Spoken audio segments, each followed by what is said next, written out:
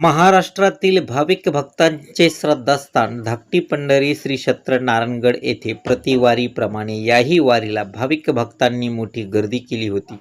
या ठिकाणी ज्येष्ठ शुद्ध एकादशीच्या निमित्तानं भाविकांनी हजेरी लावून श्री नगत नारायण महाराज श्री विठ्ठल रुक्मिणी दर्शनाचा लाभ घेतला। काही भाविक भक्तांनी तर या ठिकाणी साष्टांग प्रणिपात करून श्री नगत नारायण महाराजाच्या चरणी साकडे घातले। किंबहुना नगत नारायण महाराजा वरुण राजाला बरसू दे आणि शेतकरी राजा सुजलाम सुफलाम होऊ दे अशीच मागणी केली असावी, यावरून असे दिसत आहे। श्री क्षेत्र नारायणगडावरती गेल्या अनेक वर्षापासून शुद्ध एकादशी निमित्त भाविक भक्त या ठिकाणी येतात आणि श्री नगत नारायणाचं दर्शन घेऊन आपल्या पदरामध्ये पुण्य पाडून घेतात। ज्येष्ठ शुद्ध एकादशीच्या निमित्तानं आजही या ठिकाणी मोठी गर्दी होती। भाविक भक्त या ठिकाणी दर्शनासाठी रांगा लावून होते।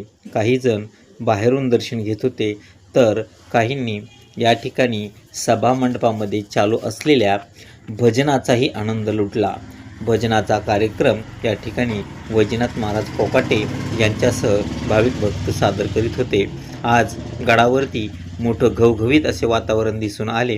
भाविकांची गर्दी मात्र वरुण राजा अद्याप बरसला नसल्यामुळे काहीसा या ठिकाणी आनंदावर विरजण पडत होते। नगत नारायण महाराज की जय असा जयघोष करण्याबरोबरच भाविक भक्त वरुण राजाला बरसू दे असेही या ठिकाणी साकडे घालत होते।